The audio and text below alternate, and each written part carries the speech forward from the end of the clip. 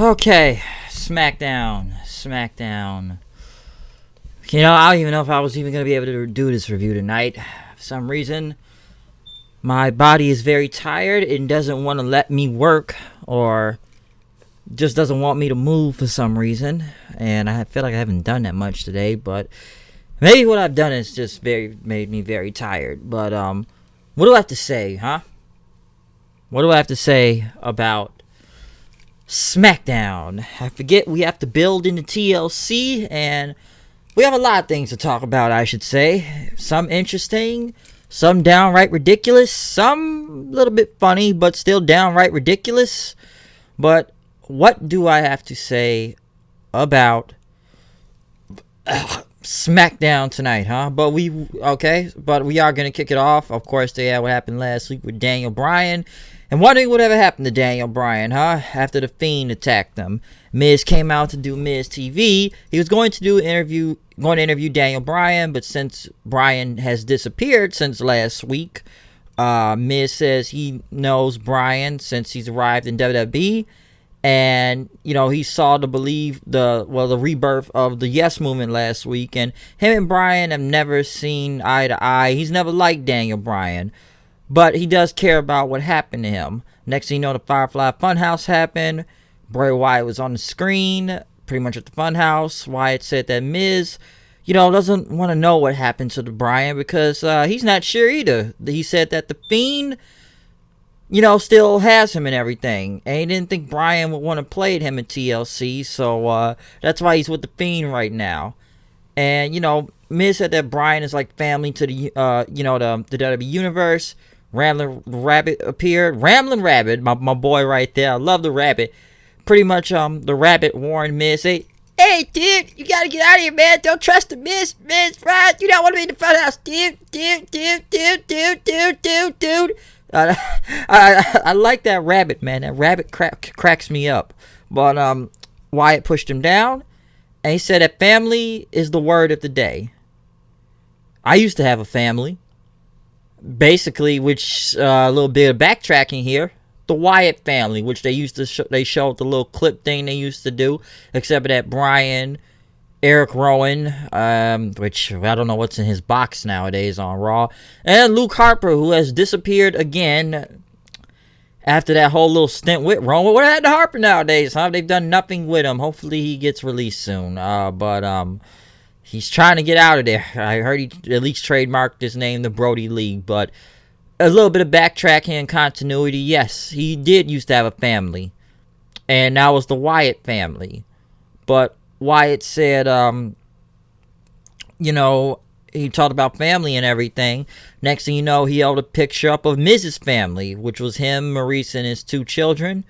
And he says, do you want to come play with me now? Wyatt pretty much, started, laughing and everything. Miz pretty much was pissed off. And, Wyatt said, I think it's time to say goodbye. And Miz pretty much, got out of there, I guess, going to see what was going on next with that then. Since, Miz left with his, not Miz, but Wyatt pretty much showed Miz's family. So at least that did interest me. I will say that. Because I'm first like, okay, we're going to see Miz versus Wyatt. But I'm like, okay, mind games. You're going to hunt his family down. We still don't know what happened to Daniel Bryan. Or if he has a haircut and that. Which I'm sure people are going to say it's going to either look ridiculous. Or he's going to look like American Dragon Bryan Danielson again. Instead of, the GOAT right now, Daniel Bryan. But, yeah, I'm sure you know what I mean by GOAT. But you know how they used to call him a GOAT and everything, because you get where I'm going with this. But basically, we still don't know where he is, so that's still a mystery right now. And next thing you know, Miz pretty much called Maurice, pretty much says, like, check the house, check the alarms, okay? I don't know what he's capable of, Wyatt there, but he said Wyatt wanted to play, so he said he was going to get on the next flight to come home. What were they in? North Carolina, I believe. God damn it. I wish I could see the Hardys on here, but I think Matt just had another kid. And, Jeff, hope he still get the help he needs. Mandy Rose versus Alexa Bliss. I'm sure Vince or somewhat in creative team or Kevin Dunn must be pitching a tent, jerking off or just getting a super hard on, because this is something they like back there. Two hot blondes going at it, basically. The match itself, I don't know, man. Bliss ain't that fucking good in the ring. I guess she's a face technically, but the highlight I guess you could take from this match is I guess she Rose pulled Bliss's fake eyelash, and she was, as Cole said, she was being humiliated inside of the ring, if you want to go with that. Which, they kept showing the clip even on the replay, her tearing it off and everything. I guess that must be painful.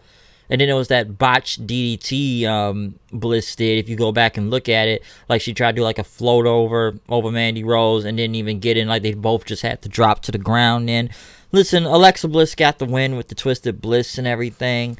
I know a lot of people were complaining online saying that the crowd reactions was fake or not, which this is a live show, so I know they're fake. But why are people cheering for Bliss? I'm no fan of Bliss in general. I couldn't give a shit either way, because I'm personally just sick of the girl, in my opinion, and I'm sure a lot of other people are too. But the match was whatever in a way. I'm just sure Creative had a hard on back there when they saw this match, though. Like, Bliss, Rose, hot blondes, both have nice asses, I'll say that.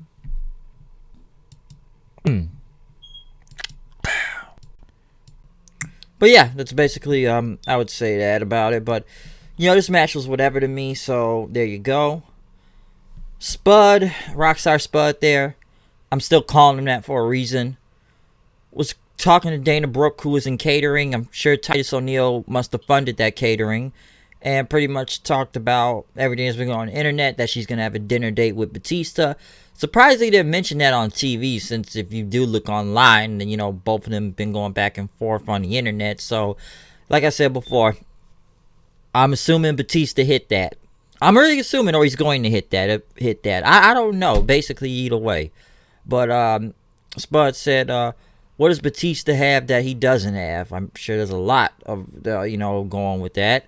But Elias came up with his guitar, which is, in a way, it's a second of heels turning to faces for literally no apparent reason. Because the last time Elias was here, he was a heel, but now he's a face now all of a sudden. And pretty much talked about his guitar.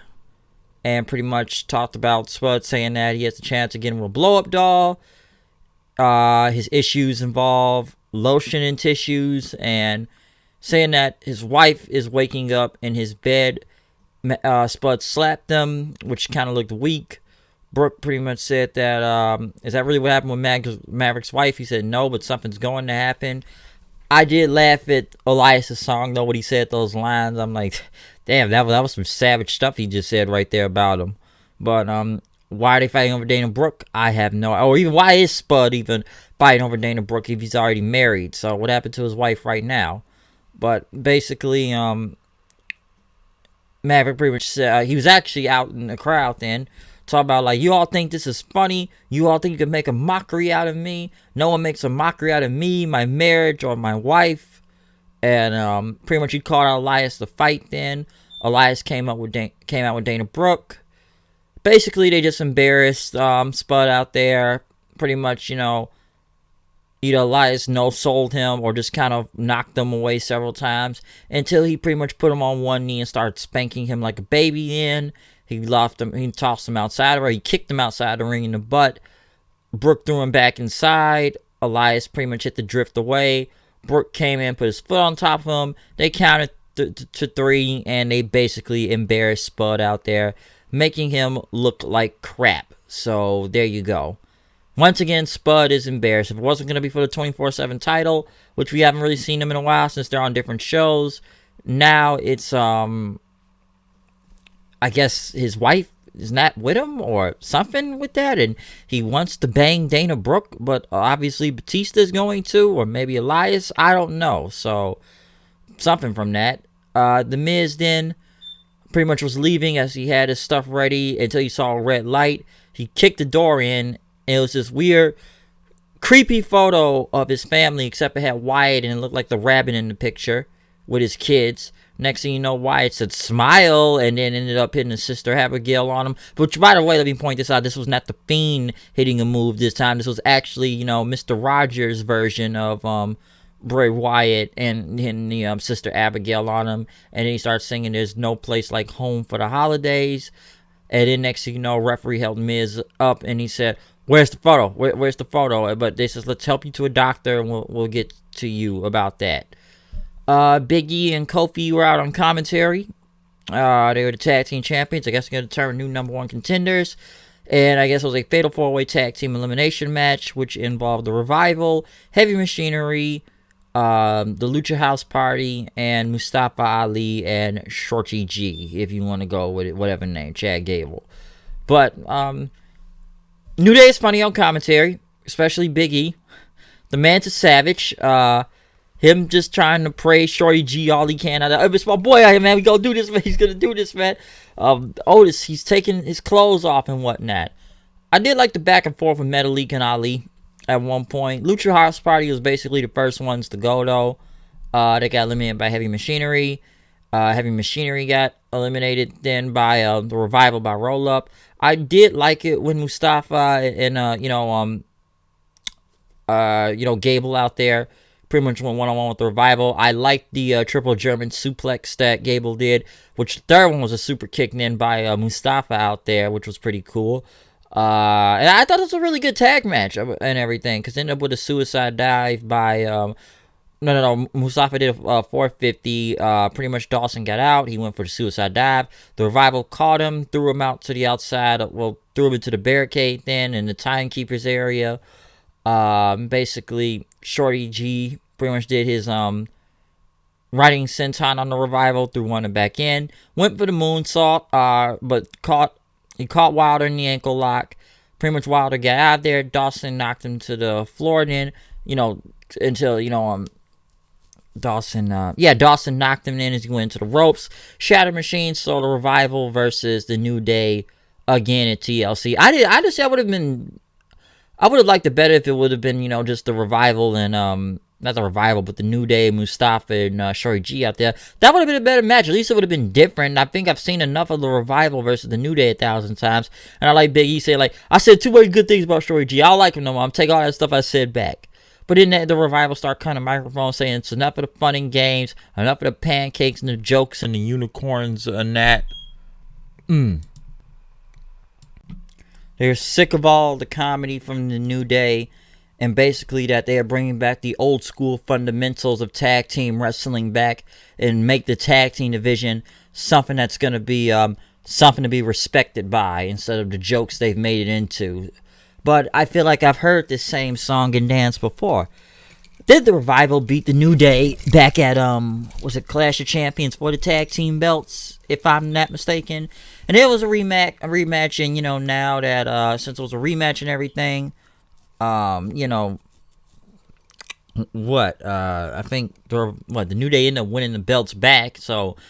I don't know, man. I don't really care. It's not a bad tag match or anything. I just would have been better if, Mustafa and them won, because at least it would have been a different match at TLC. I've seen enough of the Revival and the New Day. It's we've seen this before, so why are we seeing it again?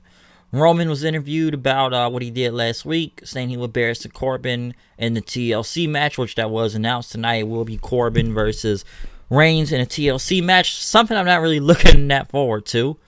They played a Sheamus video of him standing in the dark, pretty much stepping in the light, saying he just came home and he's going to ravage everything in his way.